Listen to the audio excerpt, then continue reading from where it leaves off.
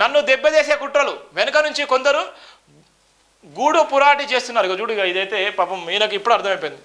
ఎంత అర్థమైందంటే రేవంత్ రెడ్డి ఎన్ని కష్టపడో జడ్పీటీ స్థాయి నుంచి, ఇండిపెండెంట్ జడ్పీటీ స్థాయి నుంచి రాష్ట్ర ముఖ్యమంత్రి స్థాయి దాకా ఎదిగినటువంటి రేవంత్ రెడ్డి అంటే చాలా అభిమానం నాకు. ఎందుకంటే ఒక లీడరు వ్యక్తిగతంగా ఆయన ఉన్నటువంటి ఆలోచన విధానానికి, ఆయన ఉన్నటువంటి పడ్డే కష్టానికి అవమానాలు భరించిండు, అనేకమైన నిందలు భరించిండు, జైలు జీవితాన్ని కూడా గడిపిండు, ఎన్నో ఆటుపోట్లు ఎదుర్కొన్నాడు.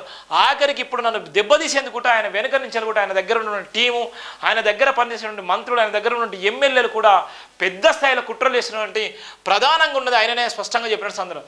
నన్ను దెబ్బతీసేందుకు కుట్రలు చేస్తున్నాను, నా వెనుక నుంచి నా గోయి దొవ్వేటువంటి ప్రమాదం ఉంది అని కూడా ఒక రాష్ట్ర ముఖ్యమంత్రి చెప్తున్నా అంటే మనం చూసుకోవాల్సిన అవసరం ఉంది.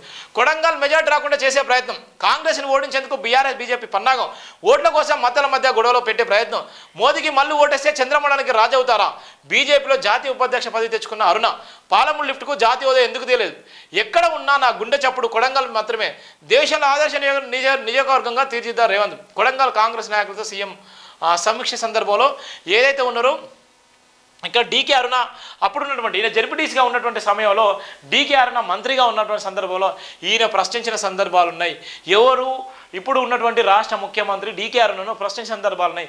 గలమెత్తి గట్టిగా గర్జించిన సందర్భాలు. అదే జడ్పీ హాల్లో, అక్కడ ఉన్నటువంటి జడ్పీ హాల్లో డీకే అరుణ నిలదీసినటువంటి వీడియో కూడా సోషల్ మీడియాలో వైరల్ అయిన సందర్భాలు ఉంటాయి. ప్రశ్నించే గొంతుగా ఏ రోజైనా ఏదో ఒక రోజు వాళ్ళ లక్ష్యాలను నెరవేరుస్తారు. వాళ్ళ ఉన్నత స్థాయిలోకి పోవడానికి కారణము, వాళ్ళ ఉన్నత స్థాయిలో నిలవడానికి కారణము ఇక్కడ రేవంత్ రెడ్డిని చూస్తే మనకు అర్థమైపోతుంది. ఆ సందర్భంలో ఏదైతే డీకే అరుణను గట్టిగా ప్రశ్నించిన సందర్భంలో ఆమె ఎన్నోసార్లు అవమానాలకు గురి చేసి ఎంతో భయంకరంగా ఇబ్బందులు గురి చేసినప్పుడు కూడా ఏక్ నిరంజన్ లాగా మాట్లాడి ఇలా ఈ రాష్ట్రానికే తలమానికంగా ఇలా పదవిని దక్కించుకొని మంత్రి పదవి అనుభవించకుండా డైరెక్ట్ సీఎం అయిన ఏకైక వ్యక్తి కూడా రేవంత్ రెడ్డి అని చెప్పొచ్చు. అందుకోసమే కష్టపడ్డవాడు ఏదో ఒకరు సుఖపడతాడు, కష్టపడని వాడు ఎప్పటికీ కూడా వాడు కష్టాల పాలవుతాడు. నిరంతరం కష్టపడేవాడు ఎప్పుడైనా సక్సెస్ అవుతాడని కారణము ఇక్కడ ఈయన చూస్తే చెప్పొచ్చు రేవంత్ రెడ్డిని. ఈయన వెనుక కూడా చాలామంది కుట్రలు చేస్తున్నారు. ఎవరైతే ఉన్నారో ఆయన వెనుక చాలామంది ఇప్పుడు కూడా మంత్రివర్గంలో ఉన్నటువంటి టీం ఉన్నది, బయట వాళ్ళు చాలామంది ఉన్నారు.